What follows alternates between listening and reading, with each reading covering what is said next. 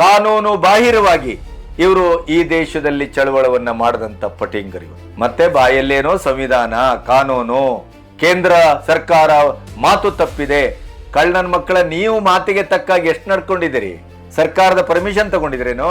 ಅಲ್ಲಿ ದೆಹಲಿಯಲ್ಲಿ ಕೂತವರು ಈ ಸರಿ ಏನ್ ಮಾಡ್ತಾರೆ ಅನ್ನೋದು ನಮಗೆ ಬಹಳ ಮುಖ್ಯ. ಜಿರ್ಲೆಗಳಿಗೆ ಜಂತರ್ ಮಂತರ್ನಲ್ಲಿ ಮಾಡದಷ್ಟು ಸುಲಭವಾಗಿ ಜನರ ತಲೆಗೆ ಎಣ್ಣೆ ಹಾಕ್ಲಿಕ್ಕೆ ಸಾಧ್ಯ ಇಲ್ಲ, ಜನ ಮೋಸ ಹೋಗ್ಲಿಕ್ಕೂ ಸಾಧ್ಯ ಇಲ್ಲ. ಈ ಸರಿ ಜನ ಎಚ್ಚೆತ್ತಿದ್ದಾರೆ. ನಮ್ಮ ಸರ್ಕಾರದ ಅಥವಾ ನಮ್ಮ ಗುಪ್ತಚರ ಇಲಾಖೆ, NIA, ಅಮಿತ್ ಶಾ, ಮೋದಿ ಸರ್ಕಾರ ಏನ್ ಮಾಡುತ್ತೆ, ಇದನ್ನ ಹೇಗೆ ನಿಗ್ರಹ ಮಾಡುತ್ತೆ, ಇದರನ್ನ ಯಾವ ರೀತಿ ಅಬ್ಸರ್ವ್ ಮಾಡುತ್ತೆ?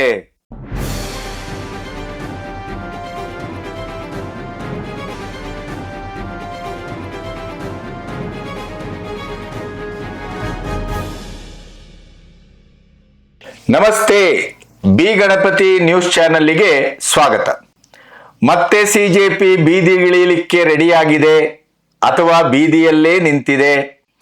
ದೇಶದಲ್ಲಿ ಬೇರೆ ಬೇರೆ ಕಡೆಗೆ ಹೋಗಿ ಸ್ಕೂಲ್ ಟೀಕ್ ಕರೋ ಅಭಿಯಾನ ಮಾಡಲಿಕ್ಕೆ ಹೊರಟು ಜನರಿಂದಲೇ ಮಂಗಳಾರತಿ ಹೊಡೆಸ್ಕೊಂಡು, ಮತ್ತೆ ಜಂತರ್ ಮಂತರಿನ ಜುಲೈ 20 ಘಟನೆಯ ನಂತರ ಅದರ ಹಿಂದಿರುವಂತ ಷಡ್ಯಂತ್ರ, ಪಕ್ಷಪಾತತನ, ನಿಜವಾಗಿ ಅವರ ಧ್ಯೇಯ ಧೋರಣೆಯ ಬಗ್ಗೆನೇ ಈ ದೇಶ ಸಂಪೂರ್ಣವಾಗಿ ಸಂಶಯವನ್ನ ವ್ಯಕ್ತಪಡಿಸ್ತಾ ಇದೆ. ಯಾವ್ಯಾವ ರೀತಿಯಲ್ಲಿ ಅವರು ದೇಶದ ನಿಜವಾದಂತ ಒಂದು ಜಂಜಿಗಳ ಪರವಾಗಿ ಹೋರಾಟವನ್ನ ಸಂಘಟಿಸ್ತೇವೆ, ನೀಟ್ ಎಕ್ಸಾಮ್ ಪತ್ರಿಕೆಯ ಒಂದು ಹಗರಣವನ್ನ ಬಯಲಿಗೆಳಿತೇವೆ, ಸ್ಟೂಡೆಂಟ್ಗಳಿಗಾದಂತ ಮೋಸಕ್ಕೆ, ವಂಚನೆಗೆ ನಾವು ನ್ಯಾಯವನ್ನ ಕೊಡಿಸ್ತೇವೆ, ಏನೇನೆಲ್ಲ ಬೊಗಳೆ ಬಿಟ್ಟುಕೊಂಡು ಅವರು ಜಂತರ್ ಮಂತರಲ್ಲಿ ಕೂತ್ರೋ ಅದೆಲ್ಲವೂ ಈಗ ಒಂದು ಕೇಜ್ರಿವಾಲ್, ಇನ್ನೊಂದು ರಾಹುಲ್ ಗಾಂಧಿ ಮತ್ತು ಇಂಡಿ ಕೂಟದ ಎಲ್ಲಾ ಸೋತ ಸರ್ದಾರರ ಅಧಿಕಾರದ ಮರುಪದಗ್ರಹಣಕ್ಕೆ ಮಾಡ್ತಾ ಇರುವಂತ ಒಂದು ಪ್ರಾಕ್ಟೀಸು, ಹೋರಾಟ, ತಯಾರಿ. ಅದನ್ನು ಯಾವ ರೀತಿಯಲ್ಲಿ ಸಾತ್ವಿಕವಾಗಲ್ಲ, ನಿಜವಾದಂತ ಒಂದು ರಚನಾತ್ಮಕವಾದ ಹೋರಾಟದಿಂದ ಅಲ್ಲ. ಈ ದೇಶವನ್ನ ಅತ್ಯಂತ ಅದ್ಭುತವಾಗಿ ಇವತ್ತೇನು ಮೋದಿ ಸರ್ಕಾರ ಕಟ್ತಾ ಇದೆ, ಅದಕ್ಕಿಂತ ಇನ್ನೂ ಉನ್ನತ ಮಟ್ಟದಲ್ಲಿ ನಾವು ದೇಶವನ್ನ ಕಟ್ಟುತ್ತೇವೆ, ಹೋರಾಟ ಮಾಡ್ತೇವೆ, ಅಥವಾ ಕಟ್ಟುವಂತ ಪಕ್ಷಗಳನ್ನ ನಾವು ಒಗ್ಗೂಡಿಸ್ತೇವೆ. ಮೋದಿ ಅವರಿಗಿಂತ ಇನ್ನೂ ಬೆಟರ್ ಆದಂತ ನಾಯಕನನ್ನ ನಾವು ದೇಶಕ್ಕೆ ತರ್ತೇವೆ. ಈ ರೀತಿಯ ಯಾವುದೇ ಒಂದು ಆಲೋಚನೆಗಳು ಅವರ ತಲೆಯಲ್ಲಿಲ್ಲ. ಕೇಜ್ರಿವಾಲ್ ಹೇಳ್ತಾರೆ, ಇವರು ಕುಣಿತಾರೆ. ಕೇಜ್ರಿವಾಲಿನ ಸರ್ಕಾರ ಎಲ್ಲಿದೆ ಅಲ್ಲಿ ವಿದ್ಯಾರ್ಥಿಗಳಿಗೆ ತಲೆ ಒಡೆಯುವ, ರಕ್ತ ಸುರಿಯುವ ರೀತಿಯಲ್ಲಿ ಪೊಲೀಸರು ದಾಂಧಲೆ ಮಾಡ್ತಾರೆ. ಅದರ ಬಗ್ಗೆ ಯಾವ ಚಿಂತೆಯೂ ಇಲ್ಲ. ಇನ್ನೊಂದು ರಾಹುಲ್ ಗಾಂಧಿ ಅವರು ಪೆಲೆಟ್ ಗನ್ನು ಫೈರ್ ಆಗಿದೆ, ವಿದ್ಯಾರ್ಥಿಗಳ ಮೇಲೆ ಫೈರಿಂಗ್ ಆಗಿದೆ, ಊದುದ್ದೇ ಊದು ಶಂಕ. ಮೊನ್ನೆ ಪೊಲೀಸ್ ಸ್ಟೇಷನ್ ವರೆಗೂ ಅವರದು ಪ್ರಯಾಣ ಮುಂದುವರಿತು. ಆದ್ರೆ ಕೇಂದ್ರ ಸರ್ಕಾರ ಕೇಳಿತು, ಓಕೆ, ಫೈರಿಂಗ್ ಯಾವ ಕಾರಣಕ್ಕೂ ಆಗಿಲ್ಲ, ಒಮ್ಮೆ ಆಗಿದೆ ಅಂತ ಆದ್ರೆ ಇವತ್ತಿನ ಟೆಕ್ನಾಲಜಿಯಲ್ಲಿ ನಮಗೆ ಹೇಗೆ ಸಾಕ್ಷಿ ಸಿಗತ್ತೋ ನಿಮಗೂ ಸಿಗತ್ತಲ್ಲ, ಸಾಕ್ಷಿಯನ್ನ ಕೊಡಿ, ಅದರ ಮೇಲೆ ಕೊನೆಗೆ ಏನು ಕ್ರಮ ಆಗಬೇಕೋ ಅದಾಗತ್ತೆ. ಇವತ್ತಿನವರೆಗೂ ಸಾಕ್ಷಿಯನ್ನ ಕೊಡ್ಲಿಕ್ಕೆ ರಾಹುಲ್ ಗಾಂಧಿ ಅವರಿಂದ ಆಗಿಲ್ಲ, ನಂಬರ್ 1. ಈಗ ಈ ಜಿರ್ಲೆಗಳು ಹೋದಲ್ಲಿ ಮುಸುಡಿಗೆ ಇಕ್ಕಿಸ್ಕೊಳ್ತಾ ಇದ್ದಾರೆ, ಸೋಷಿಯಲ್ ಮೀಡಿಯಾದಲ್ಲಿ ಜನ ಉಗಿತಾ ಇದ್ದಾರೆ. ಇವರ ಹಣೆ ಬರ ಎಲ್ಲ ಅಭಿಜಿತ್ ದೀಪ್ಗೆ ವಿದ್ಯಾಭ್ಯಾಸದಿಂದ ಹಿಡಿದು ಅವನು ಯಾವ್ಯಾವ ಕಾಲದಲ್ಲಿ ಎಲ್ಲೆಲ್ಲಿದ್ದ, ಯಾವ್ಯಾವ ಅದರೊಟ್ಟಿಗೆ ಸಂಪರ್ಕ ಇತ್ತು, ಎಲ್ಲವೂ ಹೊರಗೆ ಬರ್ತಾ ಇದೆ. ಶೇಜಾದೆ ಬಟ್ಟಿ ಗ್ಯಾಂಗ್ನ ಆ ಶೇಜಾದೆ ಏನ್ ಹೇಳ್ದ, ನಮ್ಮವರೇ ಇದ್ದದ್ದಲ್ಲಿ ಜಂತರ್ ಮಂತರಲ್ಲಿ ನಮ್ಮವರೇ ಇದ್ರು, ಮತ್ತೆ ನಾವು ಸಿಜೆಪಿಗೆ ಸಂಪೂರ್ಣವಾಗಿ ಇನ್ನು ಭವಿಷ್ಯದಲ್ಲೂ ಕೂಡ ಸಪೋರ್ಟ್ ಮಾಡ್ತೇವೆ. ISI, ಜೈಷೆ ಮೊಹಮ್ಮದ್, ಯಾರ್ಯಾರು ಬೇಕು, ಜಾರ್ಜ್ ಸೊರೋಸ್ನಿಂದ ಹಿಡಿದು, ಚೈನಾದಿಂದ ಹಿಡಿದು, ಟರ್ಕಿಯಿಂದ ಹಿಡಿದು, ಬಾಂಗ್ಲಾದಿಂದ ಹಿಡಿದು, ಪಾಕಿಸ್ತಾನದಿಂದ ಹಿಡಿದು ಯಾವ್ಯಾವ್ದೆಲ್ಲ ಹೊರಗೆ ಬರಬೇಕೋ ಎಲ್ಲವೂ ಬರ್ತಾ ಇದೆ. ಸಿಜೆಪಿ ಬೆತ್ತಲಾಗಿದೆ. ಸಿಜೆಪಿ ಮುಖಂಡರ ಇಡೀದಾದಂತ ಷಡ್ಯಂತ್ರ ದೇಶದ ಎದುರು 100% ಓಪನ್ ಆಗಿ ಪ್ರತಿಯೊಬ್ಬರಿಗೂ ಅದರ ಹಕೀಕತ್ತು ಗೊತ್ತಾಗ್ತಾ ಇದೆ. ಈ ಹಿನ್ನೆಲೆಯಲ್ಲಿ ಈಗ ಮತ್ತೊಂದು ಫೋರ್ಸ್ ಅನ್ನ ನಾವು ತೋರಿಸ್ಬೇಕಲ್ಲ. ಈಗ ಇಡೀ ದೇಶದಲ್ಲಿ ಈಗ ನಮ್ಮ ಕರೆಂಟ್ ಒಂದು ಪರಿಸ್ಥಿತಿ ಏನಿದೆ, ಸಿಜೆಪಿಯ ದಮ್ ಹೇಗಿದೆ, ಸಿಜೆಪಿಯನ್ನ ದೇಶದ ಯಂಗ್ಸ್ಟರ್ಸ್ ಎಷ್ಟು ಒಪ್ಪುತ್ತಾ ಇದ್ದಾರೆ, ಮತ್ತೊಂದು ಲಿಟ್ಮಸ್ ಟೆಸ್ಟ್, ಮತ್ತೊಂದು ಪರೀಕ್ಷೆ ಮಾಡುವಂತ ಕುಚೋದ್ಯ. ಅದು ಯಾವ ಸಂದರ್ಭ?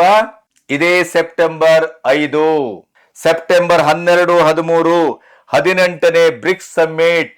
ಜಗತ್ತಿನ ಪ್ರತಿಷ್ಠಿತ ನಾಯಕರು ಇನ್ಕ್ಲೂಡಿಂಗ್ ಚೈನಾ ಜಿಂಗ್ಪಿಂಗ್ 400 ಜನ ಡೆಲಿಗೇಟ್ಸ್ಗಳೊಟ್ಟಿಗೆ ಬರ್ತಾ ಇದ್ದಾರೆ. ಭಾರತದ ಒಂದು ಪ್ರತಿಷ್ಠೆಯ ಕಣವಾಗಿದೆ ಅದು. ಆ ಸಮ್ಮಿಟ್ಗೆ ಒಂದು ವಾರ ಇರುವಾಗ ಇವರು ಈಗ ಕೇಂದ್ರ ಸರ್ಕಾರದ ವಿರುದ್ಧ ಹೋರಾಟ. ಯಾಕೆ ಹೋರಾಟ?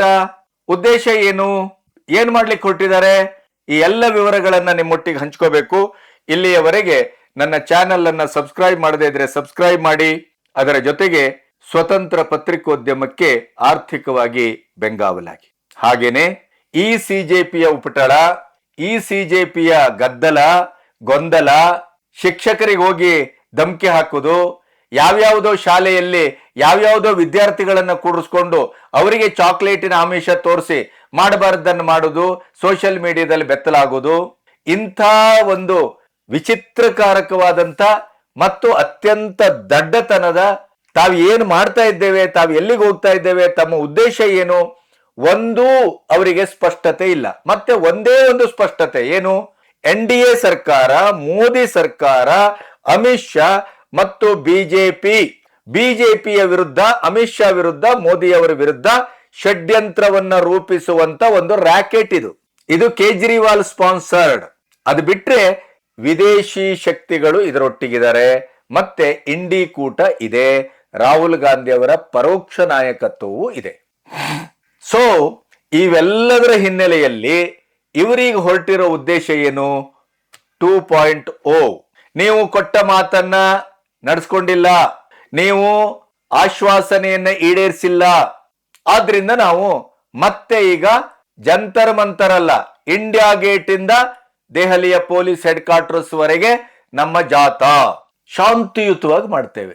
ಸೌರವ್ ದಾಸ್ ಬಹಳ ದೊಡ್ಡ ಮಟ್ಟದಲ್ಲಿ ಇವತ್ತು ಹೀರೋಯಿಸಮ್ ಅನ್ನ ತೋರಿಸ್ತಾ ನಾವು ಏನು ಮಾಡ್ಲಿಕ್ಕೆ ಹೊರಟಿದ್ದೇವೆ ಅನ್ನೋದನ್ನ ಘೋಷಿಸಿದ್ದಾರೆ. ಆ ವಿಡಿಯೋವನ್ನು ನಿಮ್ಮ ಎದುರು ಇಡ್ತೇವೆ. ನಿಮಗೇನು ಅನ್ನಿಸ್ತದೆ ಅನ್ನೋದನ್ನ ಕಮೆಂಟ್ ಬಾಕ್ಸ್ ಅಲ್ಲಿ ಸ್ಪಷ್ಟವಾಗಿ ತಿಳಿಸಿ. ನಿಮ್ಮ ಅಭಿಪ್ರಾಯ ಬಹಳ ಬಹಳ ಮುಖ್ಯ. आज हमारे नेशनल वर्किंग कमेटी का मीटिंग हुआ. उसमें हम लोगों ने सबने यूनानिमसली रिजॉल्व किया कि ये सारे वादों को पूरा कराने के लिए हमें एक बार फिर से रोड पे उतरना पड़ेगा. तो 5 सितंबर को हम लोगों ने इंडिया गेट का कॉल दिया है.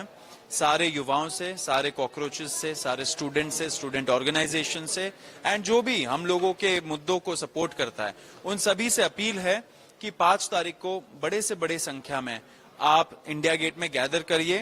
वहां से हम लोग एक पीसफुल मार्च निकालेंगे दिल्ली पुलिस हेडक्वार्टर के तरफ.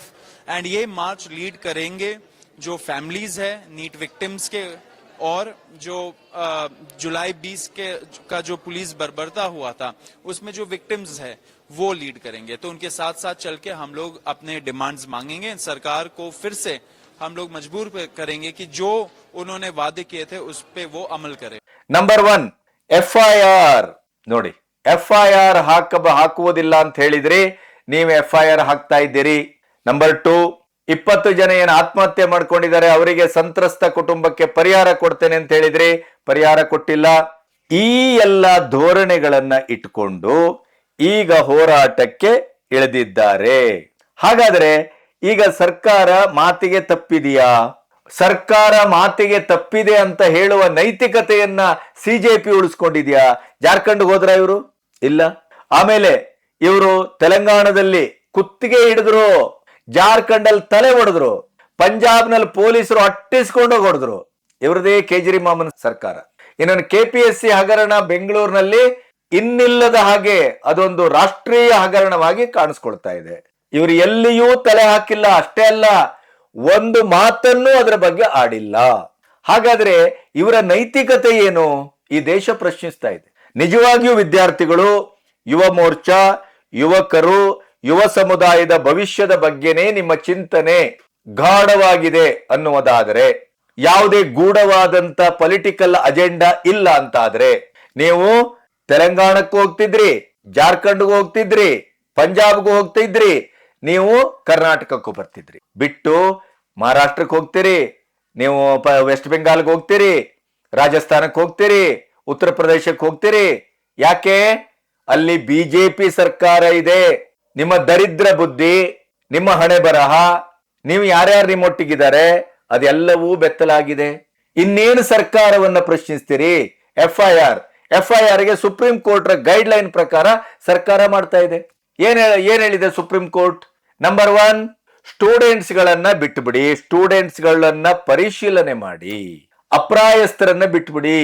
ಅದರ ಜೊತೆಗೆ ಅವರು ಸುಪ್ರೀಂ ಕೋರ್ಟ್ ಇನ್ನೇನೊಂದು ಹೇಳಿದೆ, ಕ್ರಿಮಿನಲ್ ಬ್ಯಾಕ್ ಗ್ರೌಂಡ್ ಇಲ್ಲದೆ ಇದ್ದವರನ್ನ ಬಿಡಿ, ಕ್ರಿಮಿನಲ್ ಬ್ಯಾಕ್ ಗ್ರೌಂಡ್ ಇಲ್ಲದೆ ಇದ್ದವರನ್ನ ಬಿಡಿ, ಸ್ಟೂಡೆಂಟ್ಸ್ ಗಳು ಅಂತ ಪಕ್ಕಾ ಮಾಡಿಕೊಂಡು ಸ್ಟೂಡೆಂಟ್ಸ್ ಗಳನ್ನ ಬಿಟ್ಬಿಡಿ. ಆಮೇಲೆ ಯಾವುದೇ ಅಪ್ರಾಯಸ್ಥರನ್ನ ನೀವು ಮುಟ್ಲಿಕ್ಕೆ ಹೋಗಬೇಡಿ. ಇದು ಸುಪ್ರೀಂ ಕೋರ್ಟ್ ಹೇಳದಂತ ಆದೇಶ. ಮೈನರ್ಸ್ ಗಳನ್ನ ಮುಟ್ಟಬೇಡಿ. ಅದೇ ಪ್ರಕಾರ ಸರ್ಕಾರ ಮಾಡ್ತಾ ಇದೆ. ಏನು? ನಂಬರ್ 1, ಕ್ರಿಮಿನಲ್ ಬ್ಯಾಕ್ ಗ್ರೌಂಡ್ ಇದೆಯಾ ಇಲ್ವಾ ಅಂತ ಚೆಕ್ ಮಾಡ್ತಾ ಇದೆ. ಕ್ರಿಮಿನಲ್ ಬ್ಯಾಕ್ ಗ್ರೌಂಡ್ ಇದ್ದವರನ್ನ ಒದ್ದು ಒಳಗಾಗ್ತಾ ಇದೆ. ನಡ್ಡಾ ಅವ್ರು ಏನ್ ಹೇಳಿದ್ರು? ನೀವು ಹಾಲ್ ಟಿಕೆಟ್ ಅನ್ನ ತೋರಿಸಿ, ನೀಟ್ ಎಕ್ಸಾಮಿಗೆ ನೀವು ಕೂತದ್ದನ್ನೋ ಇನ್ನೊಂದೋ ಮಗದೊಂದೋ ದಾಖಲಾತಿಯನ್ನ ತೋರಿಸಿ ನಡೆರಿ ಮನೆಗೆ, ನಿಮಗೆ ಎಫ್ಐಆರ್ ಇಲ್ಲ. ಅದರ ಅರ್ಥ ISI, ಜೈಷೆ ಮೊಹಮ್ಮದ್, ಪುಂಡ್ರು, ಪೋಖ್ರಿಗಳು, ದಿಮಾಗಿ ನಕ್ಸಲ್ಸ್ಗಳು, ದೇಶದ್ರೋಹಿಗಳು ಎಲ್ಲರನ್ನು ಬಿಟ್ಟು ಬಿಡ್ಬೇಕನು? ಇವ್ರ ವಾದ ಅದು. ಮಧ್ಯದಲ್ಲಿ ಇನ್ನೊಂದು ವಾದ ಉಟ್ಕೊಳ್ತು. ಏನಂದ್ರು ಅಭಿಜಿತ್ ದೀಪ್ಗೆ? ಜುಲೈ 20ರ ಹಿಂಸಾಚಾರದಲ್ಲಿ ಎಲ್ಲರೂ ಭಾಗವಹಿಸಿ ಹಿಂಸೆಯನ್ನ ಮಾಡಿದವರು ಬಿಜೆಪಿಯ ಗೂಂಡಾಗಳು. ಅವಾಗ ಸರ್ಕಾರ ಹೇಳ್ತು, ಯಸ್, ಅವ್ರ ಗೂಂಡಾಗಳು ಯಾರದ್ದೇ ಆಗಿರ್ಲಿ ಒದ್ದು ಒಳಗಾಗ್ತೇವೆ. ಇವ್ರದ್ದು ರಾಗ ಬದಲಾಯ್ತು. ಆಗ ಏನು? ನೀವು ಬೈಫರ್ಕೇಟ್ ಮಾಡಬಾರ್ದು, ಯಾರ ಮೇಲೂ ಎಫ್ಐಆರ್ ಹಾಕಬಾರ್ದು. ಇವರ ಅಪ್ಪನ ಆಸ್ತಿ. ಮೊದಲು ಇವರು ಈಗ ಅಲ್ಲಿ ಏನ್ ಹೇಳಿದ್ರು ಅಂದ್ರೆ, ಇವರ ದ್ವಂದ್ವಗಳನ್ನು ನಿಮ್ಗೆ ಹೇಳ್ತೇನೆ. ಜುಲೈ 20ರ ಈ ದೊಡ್ಡ ಇವರ ಏನು ಸಂಸತ್ ಚಲೋ, ಅದಕ್ಕೆ ದೇಶಾದ್ಯಂತ ಬಂದವರ ನೀವು ಆಧಾರ್ ಕಾರ್ಡ್ ಅನ್ನು ಯಾಕೆ ಚೆಕ್ ಮಾಡ್ತೀರಿ? ವಿದ್ಯಾರ್ಥಿಗಳೇನು ದೇಶದ್ರೋಹಿಗಳ? ಅವ್ರು ಈ ದೇಶದವರಲ್ವೇ? ಇಲ್ಲಿ ಬರೋವರೆಲ್ಲ ವಿದ್ಯಾರ್ಥಿಗಳು ಅಂತ ಅಂದ್ರು ಇದೇ ಅಭಿಜಿತ್ ದೀಪ್ಗೆ. ಕೊನೆಗೆ ಪಾಕಿಸ್ತಾನದವ್ರು ನಮ್ ಜನ ಇದ್ದಾರೆ, ISI ನಮ್ ಜನ ಇದ್ದಾರೆ, ಜೈಷೆ ಮೊಹಮ್ಮದ್ ಈಗ 253 ಜನರನ್ನ ಮೊನ್ನೆ ಬಟ್ಟಿ ಗ್ಯಾಂಗ್ನವರು ಹಿಡಿದಾಗ ಪ್ರತಿಯೊಬ್ರು ಏನಂದ್ರು? ನಾವು ಅಲ್ಲಿ ಯಾವ್ಯಾವ ರೀತಿಯಲ್ಲಿ ವರ್ತಿಸಿದ್ದೆವು, ಎಲ್ಲಿ ಹೋಗಿದ್ದೆವು, ಎಲ್ಲಿ ಬಂದೆವು. ಜೈಷೆ ಮೊಹಮ್ಮದ್ನ ಗ್ಯಾಂಗ್ ಗ್ಯಾಂಗ್ ಮೆನ್ಗಳನ್ನು ಹಿಡಿದಾಗ ಅವ್ರೇನ್ ಹೇಳಿದ್ರು? ನಾವು ಸಶಸ್ತ್ರಧಾರಿಗಳಾಗಿ ನಾವು ಅಲ್ಲಿಗೆ ಹೋಗಿದ್ದೆವು, ಆದ್ರೆ ಭಾರತದ ಸೈನಿಕರ ಸರ್ಪಗಾವಲು ನಮ್ಮನ್ನ ಅಲ್ಲಿ ಒಳಗೋಗ್ಲಿಕ್ಕೆ ಬಿಟ್ಟಿಲ್ಲ. ಒಳಗೋದ್ರೆ ನಾವು ಬಾಂಬಿಂಗ್ ಮಾಡ್ತಿದ್ದೆವು, ಗುಂಡಾರಿಸ್ತಾ ಇದ್ದೆವು. ಅಲ್ಲಿ ಮಾಡಬಾರದ ಭೀಕರ ಕೃತ್ಯಗಳನ್ನ ನಾವು ಮಾಡ್ಲಿಕ್ಕೆ ಹೊರಟಿದ್ದು, ಸಂಪೂರ್ಣ ತಯಾರಿಯಾಗಿ ಬಂದಿದ್ದೆವು. ಆ ಕಡೆಯಿಂದ ಜೈಷೆ ಮೊಹಮ್ಮದ್ನ ಲೀಡರ್ ಕೂಡ ಪಾಕಿಸ್ತಾನದ ನೆಲದಲ್ಲೇ ನಿಂತು ನಾವು CJPಗೆ ಬೆಂಬಲ, ನಮ್ಮ ಜನಗಳನ್ನೇ ನಾವು ಅಲ್ಲಿ ಕಳಿಸಿದ್ದು, ಹಾಗೆ ಹೀಗೆ ಅಂತ ಎಲ್ಲ ಕುಲ್ಲ ಬಾಯ್ಬಿಟ್ಟಿದ್ದಾರೆ. ಆವಾಗ ಅಭಿಜಿತ್ ದೀಪ್ಗೆ ಏನ್ ಹೇಳ್ತಾರೆ? ಏನ್ ಅಮಿತ್ ಶಾ ಏನ್ ಮಾಡ್ತಾ ಇದ್ರು? ಅಮಿತ್ ಶಾ ಯಾಕೆ ಅವರನ್ನೆಲ್ಲ ಒಳಗ್ಬಿಟ್ರು? ಅಮಿತ್ ಶಾ ಅವರನ್ನ ಹೊರಗೆ ಬಿಟ್ಟದ್ ಯಾಕೆ? ಹಾಗೆ ಹೀಗೆ ಅಂತ ಮಾತಾಡಿದ್ರು. ಮೊದಲು ಆಧಾರ್ ಕಾರ್ಡ್ ಯಾಕೆ ಚೆಕ್ ಮಾಡ್ತೀರಿ? ವಿದ್ಯಾರ್ಥಿಗಳು ಬರುದು ಅಂತಂದ್ರು. ಈ ಡಾಟ್ ಕನೆಕ್ಟ್ ಮಾಡಿ ನೀವು. ಅಭಿಜಿತ್ ದೀಪ್ಗೆ ಈ ಎಲ್ಲ ಹಿಂಸಾಚಾರದ ಭಾಗಿಯೋ ಅಲ್ಲವೋ ಅಂತ ನಿಮಗೆ ಗೊತ್ತಾಗುತ್ತೆ. ಬರುವಾಗ ಚೆಕ್ ಮಾಡಬೇಡಿ, ಯಾಕೆಂತಂದ್ರೆ ಇವರ ಅಪ್ಪಂದಿರು ಬರ್ತಾ ಇರೋದು, ಅಲ್ಲಿ ಸ್ಟೂಡೆಂಟ್ಗಳಲ್ಲ ಅಂತ ಅವನಿಗೂ ಗೊತ್ತು. ಇನ್ನು ಬಂದವರೆಲ್ಲ ಭಯೋತ್ಪಾದಕರು, ಬಂದವರೆಲ್ಲ ದೇಶದ್ರೋಹಿಗಳು, ಬಂದವರೆಲ್ಲ ಕ್ರಿಮಿನಲ್ಸ್ಗಳು, ರೇಪಿಸ್ಟ್ಗಳು ಅಂತ ನಮ್ಮ ಗುಪ್ತಚರ ಇಲಾಖೆ, NIA, ರಾ ಎಲ್ಲ ಸೇರಿ ಇವತ್ತು ಬಡ್ದು ಒಳಗಾಗ್ತಾ ಇರುವಾಗ ಈಗೇನ್ ಹೇಳ್ತಾರೆ? ಅಮಿತ್ ಶಾ ಏನ್ ಮಾಡಿದ್ರು? ಇವರದ ನಾಲ್ಗೆನೋ ಅಥವಾ ಇನ್ನೇನು ಅಂತ ಜನ ಪ್ರಶ್ನೆ ಮಾಡ್ತಾ ಇದ್ದಾರೆ. FIR ಅನ್ನ ಸ್ಟೂಡೆಂಟ್ಸ್ ಗಳ ಮೇಲೆ ಹಾಕಿಲ್ಲ, ಮೈನರ್ಸ್ ಗಳ ಮೇಲೆ ಹಾಕಿಲ್ಲ. ಯಾವ ಸ್ಟೂಡೆಂಟ್ಗಳು ಅಂತ ಪ್ರೂವ್ ಮಾಡಿದಾರೋ ಅವ್ರನ್ನೆಲ್ಲ ಬಿಡ್ಲಾಗಿದೆ. ದೇಶದ್ರೋಹಿಗಳ ಮೇಲೆ FIR ಹಾಕಿದೆ, ಸಮಾಜ ದ್ರೋಹಿಗಳ ಮೇಲೆ FIR ಆಗಿದೆ, ಪುಂಡು ಪೋಖ್ರಿಗಳ ಮೇಲೆ FIR ಆಗಿದೆ, ಕ್ರಿಮಿನಲ್ ಹಿನ್ನೆಲೆ ಇರುವವರ ಮೇಲೆ FIR ಆಗಿದೆ. ಮತ್ತೆ FIR ಹೆಂಗ್ ತೆಗಿಬೇಕು ನೀವೇ ಹೇಳಿ. ವಿದ್ಯಾರ್ಥಿಗಳು ಹೇಳ್ಬೇಕು, ಯುವ ಸಮುದಾಯ ಹೇಳ್ಬೇಕು. ದೇಶಕ್ಕೆ ಬಾಂಬ್ ಹಾಕುವವರನ್ನ ಹಾಗೆ ಬಿಡ್ಬೇಕೇನು? ಭಯೋತ್ಪಾದಕರನ್ನ ಹಾಗೆ ಬಿಡ್ಬೇಕೇನು? ಜೈಷೆ ಮೊಹಮ್ಮದ್ ಅವರನ್ನು ಬಿಡ್ಬೇಕೇನು? ಶೇಜಾದೆ ಬಟ್ಟಿ ಗ್ಯಾಂಗ್ನವ್ರು ಬಿಡ್ಬೇಕೇನು? ಹೇಳಿ. ಜೆನ್ಸಿಗಳು ಹೇಳ್ಬೇಕು. ಇಂಥ ಮುಟ್ಟಾಳ್ರ ಗ್ಯಾಂಗು ಈಗ FIR ಅನ್ನ ಹಾಕಬಾರದು, ಎಲ್ಲರನ್ನು ಬಿಡಬೇಕು ಅಂತ ಹೇಳಿದ್ದು ಮಾತಿಗೆ ತಪ್ಪಿದ್ದಾರೆ. ಸುಪ್ರೀಂ ಕೋರ್ಟ್ ಆರ್ಡರ್ ಪ್ರಕಾರ ಮಾಡ್ತಾ ಇದೆ. ಇನ್ನು ಸಂತ್ರಸ್ತರಿಗೆ ಪರಿಹಾರ. ಸಂತ್ರಸ್ತರಿಗೆ ಪರಿಹಾರ ಅಂತಂದಾಗ ಜುಲೈ 25ರ ಸಂಧಾನದ ಸಂದರ್ಭದಲ್ಲಿ ನಡ್ಡಾ ಅವರು ಏನ್ ಹೇಳಿದ್ರು, ಅಲ್ಲಿ ಆದಂತ ಆತ್ಮಹತ್ಯೆ, ಅದರ ಸಂಬಂಧಪಟ್ಟಂತ ಕೇಸು, ಅದರ ತನಿಖೆ, ಅದೆಲ್ಲವನ್ನ ಗಮನಿಸಿ ಆಮೇಲೆ ನಾವು ಖಂಡಿತವಾಗಿಯೂ ಅವರಿಗೆ ಪರಿಹಾರ ಧನವನ್ನ ಕೊಡ್ತೇವೆ. ಗೌರ್ಮೆಂಟ್ ಅಲ್ಲಿ ಒಂದು ಪ್ರಾಸೆಸಿಂಗ್ ಇದೆ ರೀ. ಈಗ ನೀಟ್ ಎಕ್ಸಾಮ್ ಅಂತ ಹೇಳಿ ಯಾವುದೋ ಒಬ್ಬ ಹುಡುಗ ಆತ್ಮಹತ್ಯೆ ಮಾಡ್ಕೊಬಿಡ್ತಾನೆ, ಅವನಿಗೂ ಕೊಡ್ಬೇಕಾ? ಕೊಡೋದಕ್ಕೊಂದು ಲೆಕ್ಕಾಚಾರ ಇಲ್ವಾ? ಅದಕ್ಕೊಂದು ತನಿಖೆ ಅಂತಿಲ್ವೇ? ಅದು ಯಾವುದು ನೋಡಿದ್ರೆ 20 ಜನ ಸತ್ತಿದ್ದಾರೆ ಅಂತ ಸಿಜೆಪಿ ಅವರು ಹೇಳ್ತಾರೆ, ಸರ್ಕಾರ ಕೊಟ್ಬಿಡ್ತದೆ. ನಾಳೆ ಇದೇ ತರ ಇನ್ನೊಂದು ಪ್ರಕರಣ ಆಗುತ್ತೆ, ಆಗ ಅದೆಲ್ಲವೂ ತನಿಖಾ ಹಂತದಲ್ಲಿ ಇದೆ. ಹಾಗಾಗಿ ಏನಾಗಿದೆ, ಇವತ್ತಿನವರೆಗೂ ಅದು ಬಟವಾಡೆ ಆಗಿಲ್ಲ, ಬಟವಾಡೆ ಆಗತ್ತೆ. ಇನ್ನು ಸ್ಕೂಲ್ ಟೀಕರು ಅದನ್ನು ಸೇರಿಸ್ಕೊಂಡಿದ್ದಾರೆ. ಸ್ಕೂಲ್ ಟೀಕರು ಅಂತೇಳಿ ನೀವು ಕಂಡ ಸ್ಕೂಲ್ಗೆ ಹೋಗಿ ಮುಗಿಬೀಳುದಾ? ಬನ್ನಿ ಕರ್ನಾಟಕಕ್ಕೆ, ಬನ್ನಿ ಪಂಜಾಬಿಗೆ, ಬನ್ನಿ ಜಾರ್ಖಂಡ್ಗೆ, ಬನ್ನಿ ತೆಲಂಗಾಣಕ್ಕೆ, ನೋಡಿ ನಿಮಗೆ ತಾಕತ್ತಿದ್ರೆ, ನೈತಿಕತೆ ಇದ್ರೆ ನಿಜಕ್ಕೂ ಈ ಶಾಲೆಯನ್ನ ಸರಿಪಡಿಸಬೇಕು ಅನ್ನುವ ಉದ್ದೇಶ, ಇರಾದೆಯೇ ಇದ್ರೆ ಬಿಜೆಪಿ ಏತರ ಸರ್ಕಾರದ ಒಂದು ಆಡಳಿತ ಎಲ್ಲಿದೆ ಅಲ್ಲಿ ಹೋಗಿ ಮೊದಲ ರಿಪೇರಿ ಮಾಡಿಸಿ ತೋರಿಸಿ. ಬರೀ ಬಿಜೆಪಿ ಸರ್ಕಾರದ ಎಲ್ಲೆಲ್ಲಿದೆ ಅಲ್ಲಲ್ಲಿ ಯಾಕೆ ಹುಡ್ಕೊಂಡು ಹೋಗ್ತೀರಿ? ಅಲ್ಲಿ ಹೋಗಿ ದಾದಾಗಿರಿ ಮಾಡೋದು ಬೇರೆ, ಗುಂಡಾಗಿರಿ ಬೇರೆ, ಇದನ್ನೆಲ್ಲ ಸಹಿಸ್ಬೇಕು ಕೇಂದ್ರ ಸರ್ಕಾರ. ಇವ್ರ ಜಂಜಿಗಳು, ಜಿರ್ಲೆಗಳು, ಪ್ರಧಾನವರ ರಾಜೀನಾಮೆ ಪಡ್ಕೊಂಡವರು. ಪ್ರಧಾನವರ ರಾಜೀನಾಮೆಯನ್ನ ಪಡೆಯಲಿಕ್ಕೆ ಕಾರಣವಾದಂತ ಪರಿಸ್ಥಿತಿ, ದೇಶದ ಆಚೆಗಿನ ಭಯೋತ್ಪಾದಕ ಸಂಘಟನೆಗಳು, ದೇಶದ ಒಳಗಿನ ದೇಶದ್ರೋಹಿಗಳು ಎಂತ ಒಂದು ಹಂಗಾಮವನ್ನ, ಎಂತ ಒಂದು ಕ್ರೌರ್ಯವನ್ನ ಮೆರೆಯಲಿಕ್ಕೆ ಹೊರಟಿದ್ರು ಅನ್ನೋದು ಈಗಾಗಲೇ ಜಗತ್ತಿನ ಎದುರು ದಾಖಲಾಗಿದೆ. ಕೇರಳದ ಮಾಜಿ ರಾಜ್ಯಪಾಲರು ಮೊನ್ನೆ 100% ನಮ್ಮ ಗುಪ್ತಚರ ಇಲಾಖೆಯ ಒಂದು ಮಾಹಿತಿಯನ್ನು ಆಧರಿಸಿ ಅವರು ಒಂದು ಮಾತಾಡಿದ್ದು ಸೋಷಿಯಲ್ ಮೀಡಿಯಾದಲ್ಲಿ ಬರ್ತಾ ಇದೆ. ನೋಡಿದ್ರೆ ನೀವು ದಂಗಾಗ್ತೀರಿ. ಅಂತ ಪರಿಸ್ಥಿತಿ ಇದೆ. ಸುಮ್ಮನೆ ಅಲ್ಲ, ಕೇಂದ್ರ ಸರ್ಕಾರ ತನ್ನದೇ ಆದಂತ ಕಾರ್ಯಾಚರಣೆಯನ್ನ ನ್ಯಾಯಬದ್ಧವಾಗಿ, ಸಾಂವಿಧಾನಿಕವಾಗಿ ಸುಪ್ರೀಂ ಕೋರ್ಟಿನ ಗೈಡ್ಲೈನ್ಸ್ ಪ್ರಕಾರ ಮಾಡ್ತಾ ಇದೆ. ಬರೀ ಸುಮ್ಮನೆ ಮಾಡ್ತಾ ಇಲ್ಲ. ಇದ್ಯಾವುದರ ಬಗ್ಗೆ ಇವರಿಗೆ ಗೊಡವೆ ಇಲ್ಲ. ಈಗ ಏನಪ್ಪಾ ಅಂತಂದ್ರೆ 12-13 ಜಗತ್ತಿನ ಎಲ್ಲಾ ಮಹಾನಾಯಕರು ಬರ್ತಾ ಇದ್ದಾರೆ. ಇವರ ಶಕ್ತಿ ಎಲ್ಲವೂ ಕುಂದುತ್ತಾ ಇದೆ. ಇವರ ಮೇಲೆ ನೆಗೆಟಿವ್ ಪರಿಣಾಮ ಬೀಳ್ತಾ ಇದೆ. ಸೋಷಿಯಲ್ ಮೀಡಿಯಾದಲ್ಲಿ ಹಾಕೊಂಡು ಇವರನ್ನ ರುಬ್ತಾ ಇದ್ದಾರೆ. ಹೋದಲ್ಲಿ ಸಾರ್ವಜನಿಕರು ಇವರಿಗೆ ಮುಖಕ್ಕೆ ಬಾರಿಸಿ ಕಳಿಸ್ತಾ ಇದ್ದಾರೆ. ಇದೆಲ್ಲದರಿಂದ ಒಂದು ಮುಖಭಂಗ ಆದಂತ ಇದೇ ಸಿಜೆಪಿ ಈಗ ಆ ಮಹಾನಾಯಕರುಗಳು ಅವ್ರ ಮೇಲೂ ಕೇಸ್ ಆಗ್ತಾ ಇದೆ. ಅವ್ರ ಮೇಲೆ ಇಡಿ ದಾಳಿ ಆಗುವ ಸಾಧ್ಯತೆಗಳಿದೆ. ಎಲ್ಲವೂ ಒಂದರ ಬೆನ್ನಿಗೊಂದು ಎಲ್ಲವೂ ರೆಡಿ ಆಗ್ತಾ ಇದೆ. ಆ ಸಂದರ್ಭದಲ್ಲಿ ಕೇಜ್ರಿವಾಲ್ ಹೇಳಿದ್ದಾರೆ ಅಂತ ಹೇಳಿ ಈಗ 5ನೇ ತಾರೀಕಿಗೆ ಇಂಡಿಯಾ ಗೇಟ್ ಅಲ್ಲಿ ಎಲ್ಲರೂ ಬನ್ನಿ, ನಮ್ಮನ್ನ ಸಪೋರ್ಟ್ ಮಾಡುವವರೆಲ್ಲರೂ ಬನ್ನಿ ಅಂತೇಳಿ ಈ ಸೌರವ್ ದಾಸ್ ಈಗ ಕರೆ ಕೊಟ್ಟಿದ್ದಾರೆ. ಅವರ ಲೆಕ್ಕಾಚಾರದಲ್ಲಿ ಇಡೀ ಇಂಡಿಯಾದಿಂದ, ಇಡೀ ಭಾರತದಿಂದ, ನಮ್ ದೃಷ್ಟಿಯಲ್ಲಿ ಭಾರತ, ಅವ್ರದ್ದು ಇಂಡಿಯಾ, ಭಾರತದಿಂದ ಜಂಜಿಗಳು ಏನು ಕಿತ್ತೆದ್ದು ಬರ್ತಾರೆ ಅಂತ ಅವರು ನಿರೀಕ್ಷೆ ಮಾಡ್ತಾ ಇದ್ದಾರೆ. ಒಂದು ದೊಡ್ಡ ಉಗ್ರ ಹೋರಾಟ, ಆದ್ರೆ ಶಾಂತಿಯುತ ಹೋರಾಟವಂತೆ. ಇವರ ಶಾಂತಿ ಮನೆಗೆ ಮಣ್ಣು ಹಾಕ. ಮೊನ್ನೆ ಜುಲೈ 20ರಂದು ಇವರ ಶಾಂತಿಯ ಹಣೆ ಬರ ನಾವು ನೋಡಿಲ್ವಾ?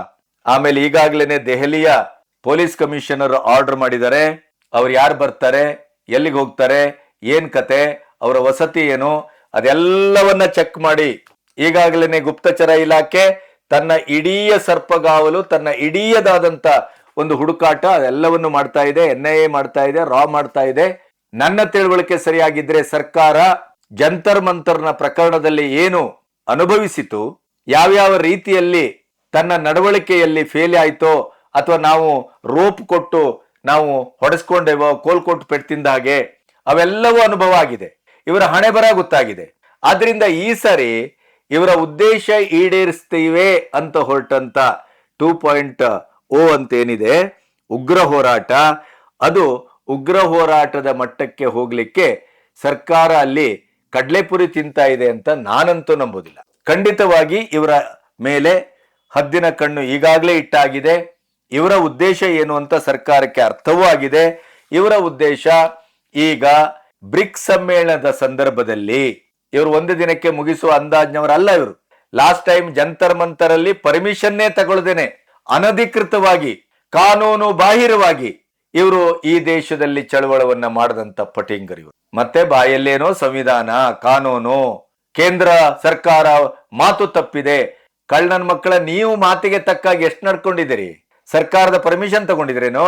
ಈಗ ನೀವು ಪರ್ಮಿಷನ್ ತಗೊಳ್ತಿರೋ ಇಲ್ವಾ ಅಂತ ಈ ಕಾದ್ ನೋಡ್ಬೇಕಾಗಿದ್ ನಾವು.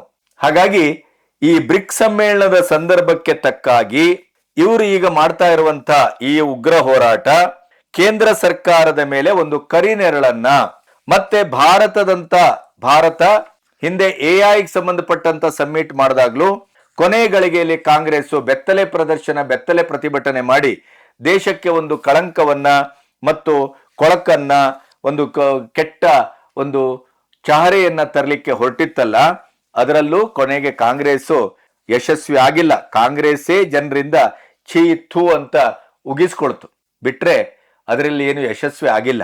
ಮತ್ತಿದು ಎಲ್ಲಾ ದೇಶದಲ್ಲೂ ಕಾಮನ್ನು, ಅಮೆರಿಕದಲ್ಲೂ ಇರುತ್ತೆ, ಚೈನಾದಲ್ಲೂ ಇರುತ್ತೆ. ಇಂಥ ಜಿರ್ಲೆಗಳು ಇಡೀ ಪ್ರಪಂಚದಲ್ಲೂ ಇದ್ದಾರೆ. ಹಾಗಾಗಿ ಬರುವ ಮಹಾನಾಯಕರುಗಳಿಗೆ ಇದೇನು ಹೊಸ್ತಲ್ಲ.